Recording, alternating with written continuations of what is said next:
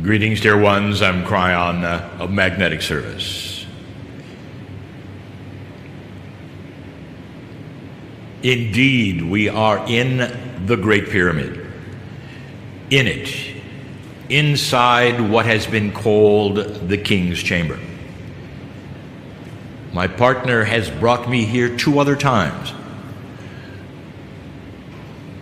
Today, he will bring me here 3 times. However, I'm going to give a message that is the same for each of the groups, so that no group is robbed from the intuition and the message that I give today.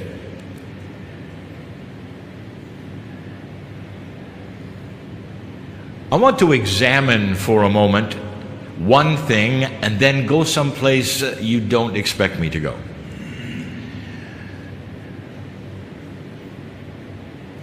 You're in a place that is popular on the planet. Thousands upon thousands upon thousands of individuals have walked up the ramp and sat in this place. Not all of them get to have the silence at the moment that you do. Not all of them get a time to ponder where you sit as you do. For the times of the general public, there's a lot of noise because the room seems to vibrate and echo in a certain way.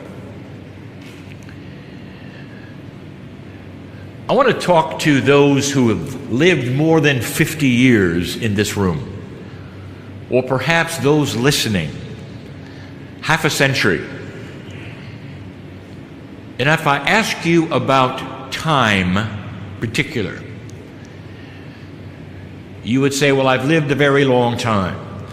Well, yes, that's by the clock. What does your consciousness tell you? And there will be those who will take a breath and say, my graduation from elementary school was a moment ago. The upbringing that I had, those that I've loved and lost, a moment ago. And you start to understand that the consciousness of a human being does not have the clock that the mechanics in Switzerland do. Your consciousness does not see time anyway, anywhere, even close to what you're told it's like. Did you know that this is a major study in physics? Is it possible that time is variable? Einstein proved it was. All you had to do was go fast enough, and you could slow it down for yourself. This showed suddenly that time is not absolute, and that it has intricacies that you have no idea about. But consciousness is like a time machine. You can go backwards instantly and live there, and it doesn't seem like 50 years went by. Perhaps you're a young person here. You've only had maybe 30 or less. Even then, you realize it's gone very quickly, has it not? What if, indeed, time is something that exists all in one place, or in some kind of a circle that goes around and around just like a clock does? And yet as you stand in the middle of the clock, it's different, isn't it? Did you know that the Large Hadron Collector, that giant apparatus that spins up atomic structure and looks at the protons, that they are looking for a time particle? They are convinced at atomic structure that at that level of the atom, part of it has time within it. It has to. For that is part of the rules of how vibration works. But if you find where that is and what it is, perhaps you can even manipulate it. Now, would it shock you to know that in Egypt they experimented with time? And you might say, how is this possible?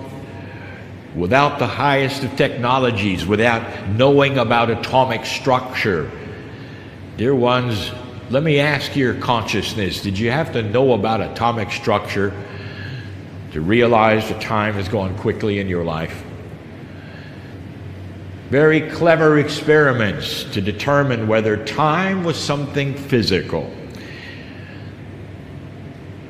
Perhaps you'll uncover those experiments and actually recognize what they were doing, and if you do, you might have then a greater appreciation than ever of who they were. What they were able to do and accomplish with base 12 math and so much intuition about how the universe really worked. I want to do something now in reverence. And there's not those who would do this very often. Of those hundreds of thousands who will come through here, very few will do what we're about to do.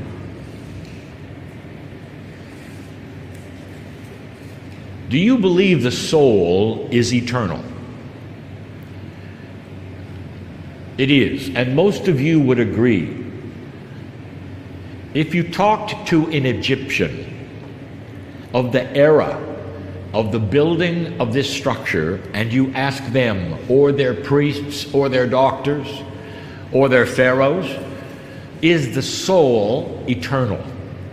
They would look at you and they would say, this is what everything we do is about. Yes.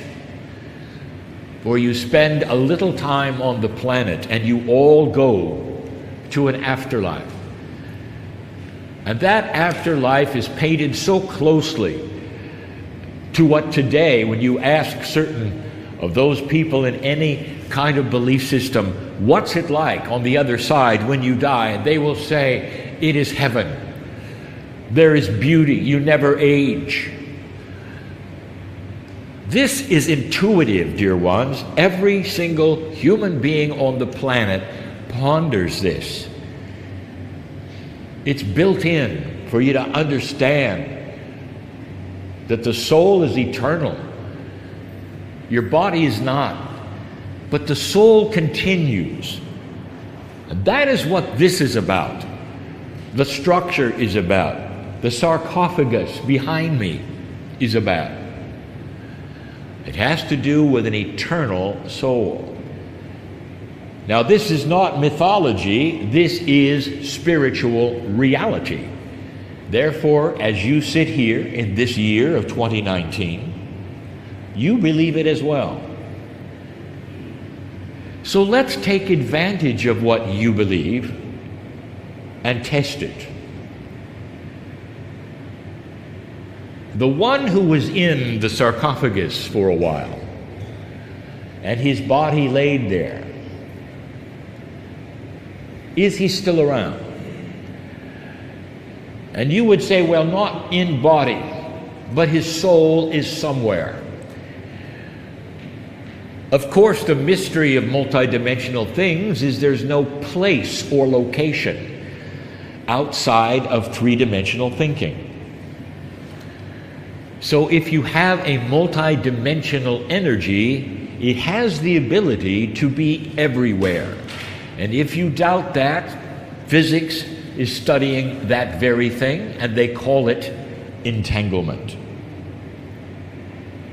So now we've established the one who this structure was built for, who laid in that sarcophagus, might actually still be around.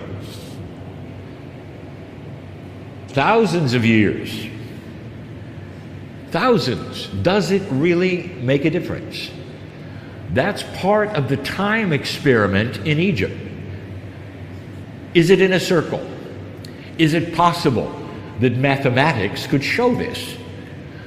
These are questions that even your physicists are not able to answer because they don't have the elegance of the math that the Egyptians had. So let's turn the page. I want to call in the king. Now you'll say, well, who is that? This is the king's chamber. And you'll say, well, that was the Pharaoh. Now, Pharaoh, as you all know, means something else. It's not really a name.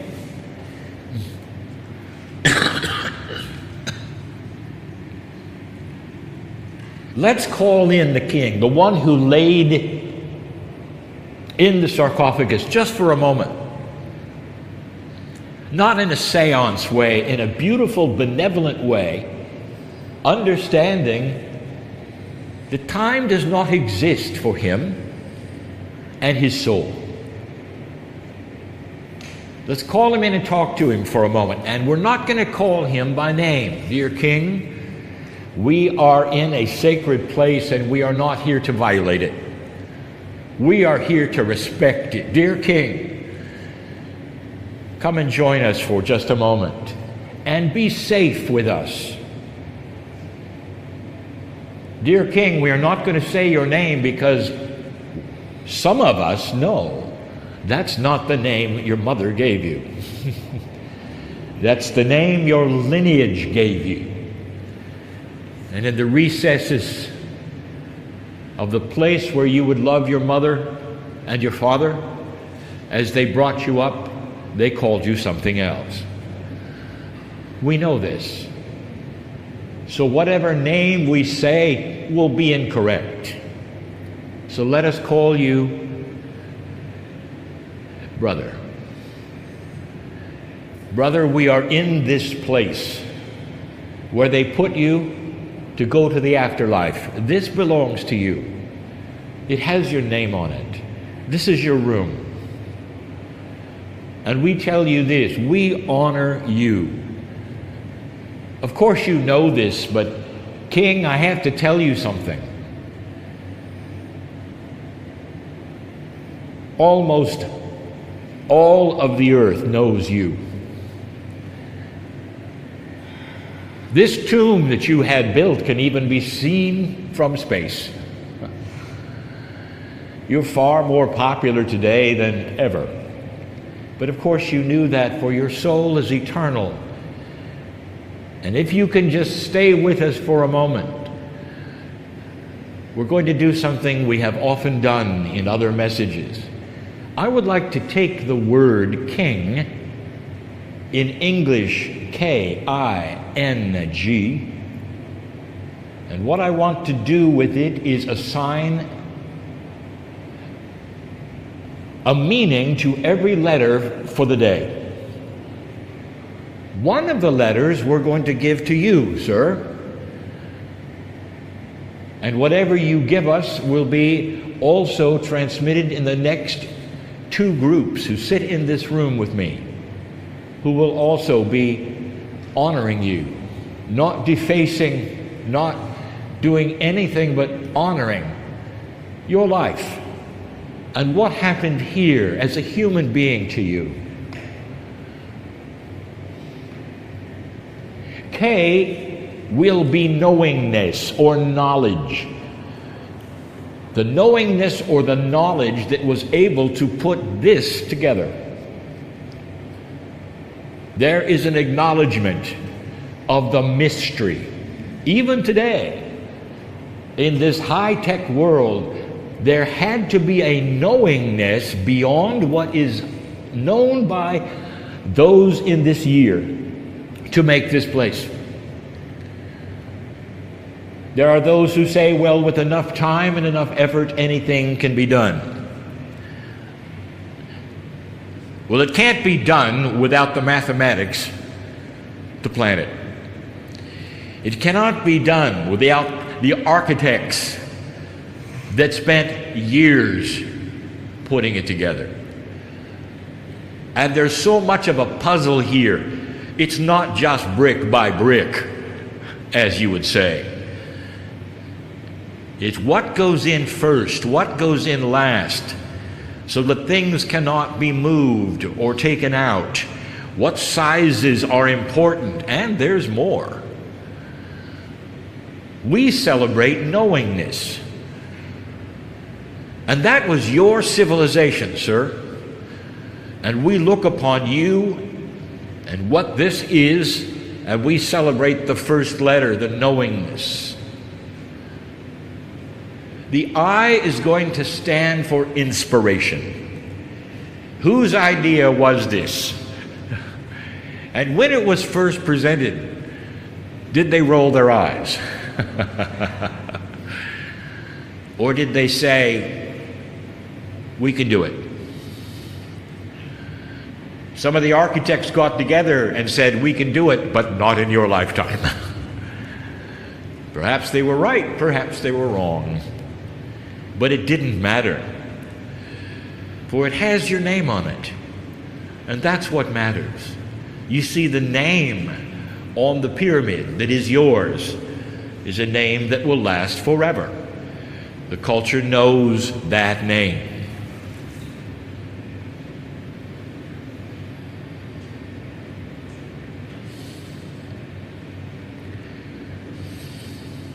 We're going to let you supply the next meaning of the letter. What is it you want us to know about N? And whatever you give at this time in these ethers that I can transmit will be the same thing for all the groups. What is it that is an N that you want us to know? And the king is laughing, for he says it's notes, N-O-T-E-S. Now, king, does that mean you wrote a lot of notes? And he laughs more. And he said, you think this pyramid is about sound? Anything can make a sound. This is about notes. It is about the notes on the scale of vibration you call music. Notes.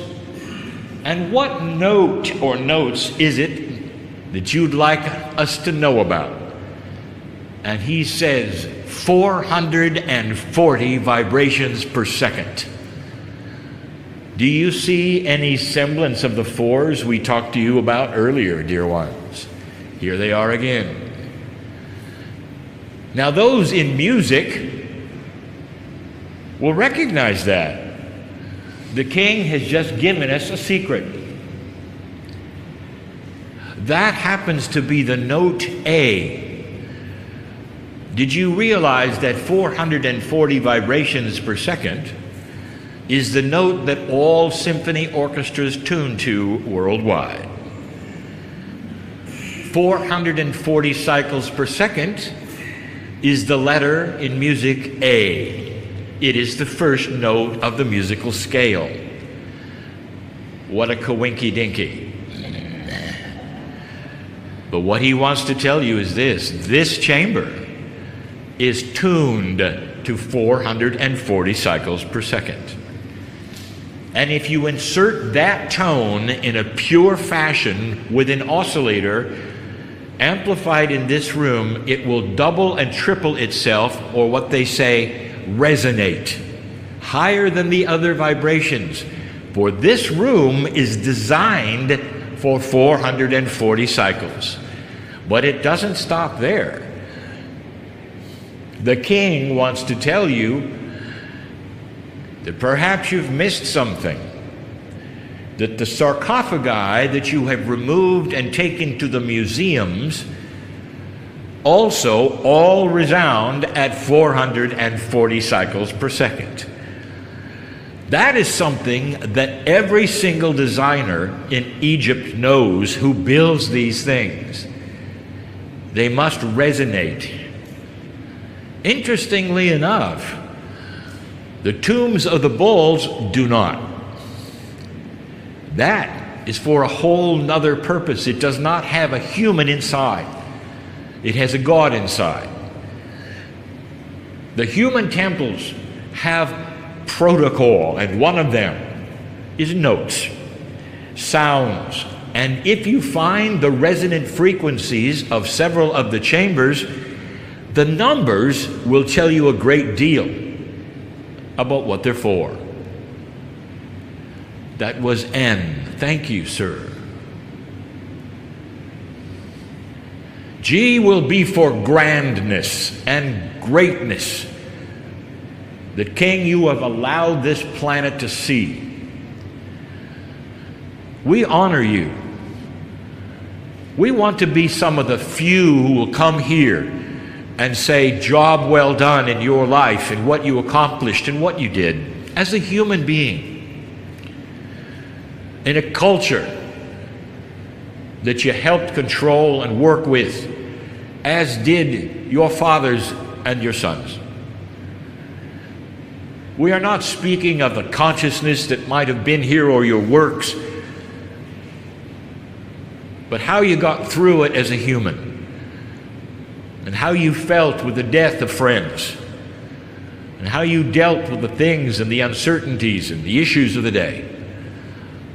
And when it was done, you laid in a little place behind me. We recognize that. We salute you, sir. This is your place. This is your final resting place. And we are inside it. And we are so pleased that you have allowed us to be here in peace and in quietness and in love. One human to another through a vastness of time which was yesterday. Ponder these things, dear ones, of what time might really mean or not mean. Let the things you see in the next weeks come alive. When you see the transcriptions on the walls, think of the transcriber. The transcriber is not always simply an artist. Many times they are poets in their own way, in their own day, giving you information that will tell about their lives and what it was like to live. This is the message of the day, and this is the one that will be repeated 2 more times in this chamber, in this day, so that no attendee of this conference will miss any of this. And so it is.